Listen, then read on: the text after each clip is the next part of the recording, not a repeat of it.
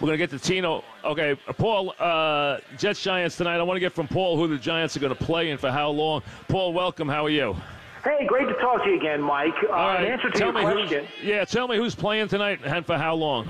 Yeah, based on what we saw during the course of practice this week, the starters are probably going to go about a half. It does look like Eli Manning certainly is going to get that much time because he took a lot of snaps with the first team, and he even indicated he expects to play deep into this game. Landon Collins also came out and remarked himself he thinks the starters might even play as many as 3 quarters.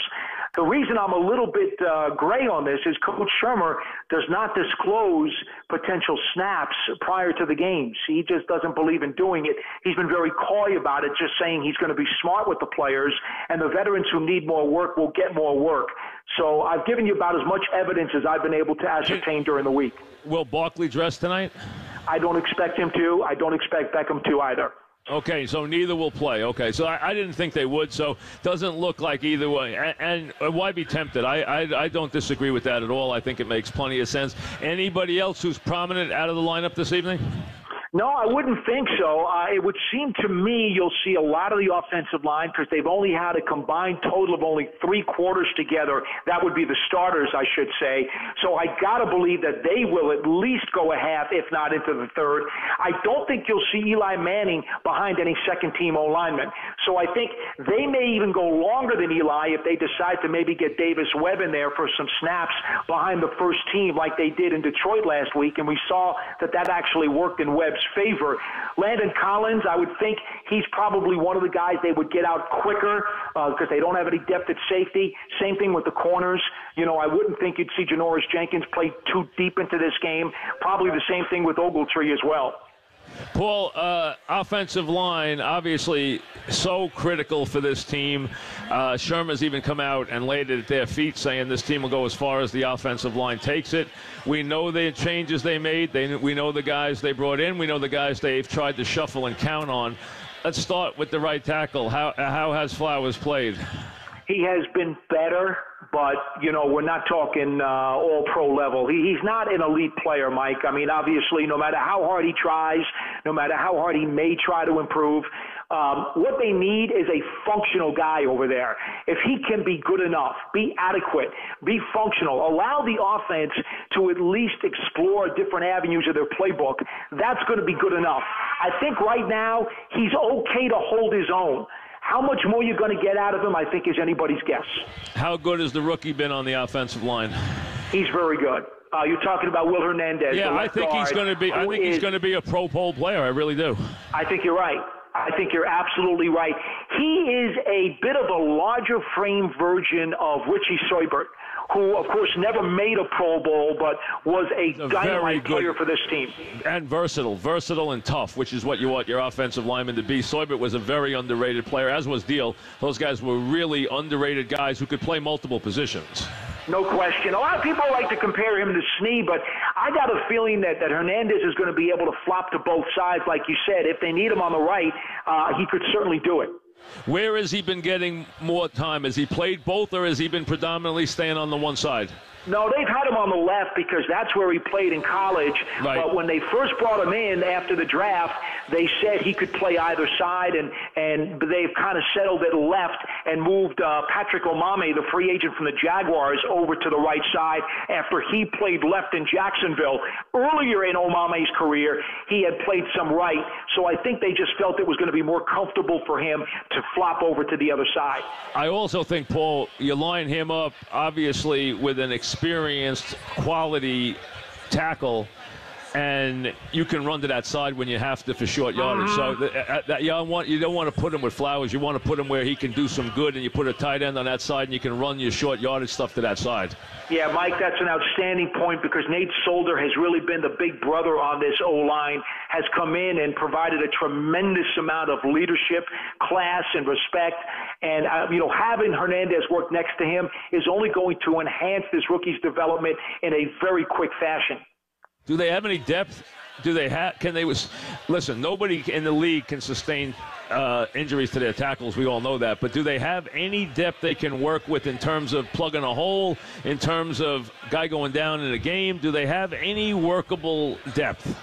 Well, the depth that they have on the O-line, besides the starting five, is the fact that whoever loses the center competition between Brett Jones and John Jalapeno is going to be the sixth offensive lineman, and the swing guy on the interior. That's where their depth is. Even John Greco, the former Brown who signed with the Giants midway through last season, is a capable guard. The problem is at tackle.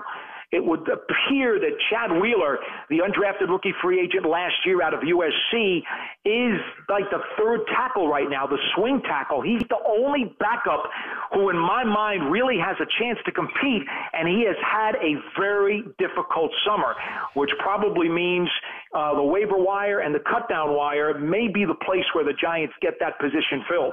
You know, I was talking to a GM in the league the other day, Paul, and he said to me, the odds on finding a decent offensive lineman getting cut in this league is almost impossible. He says they're keeping guys who are projects now. That's how few good players there are on the offensive line. Well, especially at tackle, Mike, because those edge guys have to protect your quarterback, and we all know they're the most valuable commodity on the field, so your statement could not be any more true.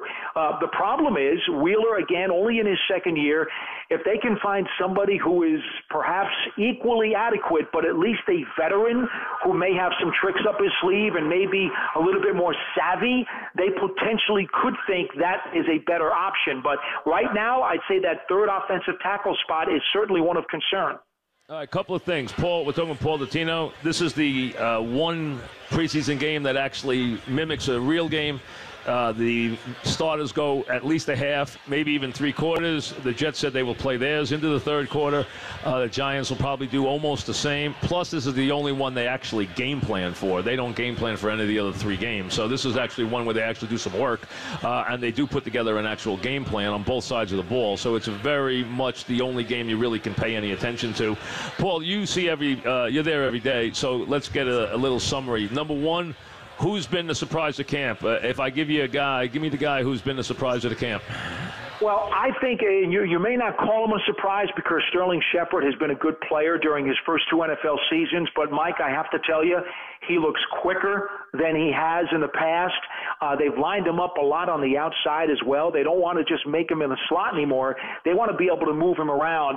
And I just see a different player, a guy who is extremely confident, who really can excel. And I think he wants to make more big plays this year than he has in his first two seasons. You know, last year, after all the injuries at the position, he was called upon a little bit more, and he kind of stepped up, but then he got hurt at the end of the season. I think Shepard right now looks like a very, very dynamic player. Paul, going in, we knew the Giants had some holes they had to fill. Offensive line we knew was a hole. We knew corner was a problem. We knew edge pass rusher was a problem. Where are they most problematic starting the season? At which one of those positions? Is it corner? Is it the edge on defense, or is it on the offensive line? Well, I think the edge is a little bit solved because they drafted Lorenzo Carter out of Georgia in the third round, and they really like him a lot. And, of course, they signed Connor Barwin, the veteran pass rusher who had 5 sacks and limited action for the Rams last year. So they think they've kind of helped out that edge position rather well. The thing right now is that they're not sure who the starting free safety is. Curtis Riley appears to have a nose-up. Remember now, he's in his third year coming out of the Titans program. He played some corner, then converted to safety. At this point, it looks like he might be the Giants starter opening day, so that's got to be considered a worry. The other thing that's really wide open is at nickel. You know that Apple and Jenkins are going to start. B.W. Webb has played the best of all of the other corners, but Mike, this guy's been on a half a dozen organizations and a half a dozen NFL seasons. I mean, you know, that's got to tell you something. He's done well to this point in camp, but it's kind of hard to have a tremendous amount of confidence in a guy who's had that kind of track record, don't you think? I agree. Listen, you need 4 good corners. I mean, you need 4 guys who can play. I mean, so if you only have 2, you're in trouble. We all know that. I mean, you know, you're going to have 3 on the field 50% of the time minimum. So, you know, you got to have some corners. Yeah, and Dante Dion is coming back off a hamstring injury. He's only 5'9". He's a real smurf. He is a good cover slot corner. He missed the first 2 preseason games with a hamstring injury, but he's back tonight against the Jets. He's really going to have to show them something because, again, the depth at corner is so thin. I think that's another spot that they're going to be looking at the wire on. All right, so what's your overall thoughts on the team? Is it what you thought it would be when you came to camp? Is it better? Is it worse? What would you say about the team as they get ready to play the real, only meaningful preseason game they'll play? Are you thinking more optimistically than you were, or are you more pessimistic? No, actually, Mike, probably a little bit more optimistic, only because the rookies like Carter and Hill and Hernandez appear to have come along very quickly. And you don't always get those guys who come in right away. We knew what Barkley was going to be right away, but you didn't know for sure just how good Hernandez might be or how good Hill or Carter might be. They're going to have significant roles on this team, beginning with the Jaguars game. So I think that probably boosts the optimism a little. I certainly think it's realistic to think the Giants could be competing for a 500 record, give or take a couple wins either way, depending upon how the injuries go, how these thin spots wind up squaring themselves out. But, they certainly are a much better team. I don't think anybody could argue that. Be ready when the bell rings. Their first 7 games are as bad as I've ever seen. I mean, and to have Jacksonville and then to have the 2 games on the road after them, to play 4 road games, 7 good teams, 4 road games, and 3 in prime time. I mean, that is a brutal schedule. There's not even a little bit of an easy game on that schedule. There's not even one breather out of the 7 games. That's why that Jacksonville game is enormously important for them. Couldn't agree with you more, Mike. And I think, to be honest, a lot is going to rest on the shoulders of this coaching staff. How quickly can they get, these guys all on the same page and to be clicking? Because the one thing the Giants will have is the element of surprise. Nobody right now knows exactly what this team is going to bring to the table in the regular season. You know they're not showing much during the preseason anyway. Well, Betcher's the new coordinator on defense.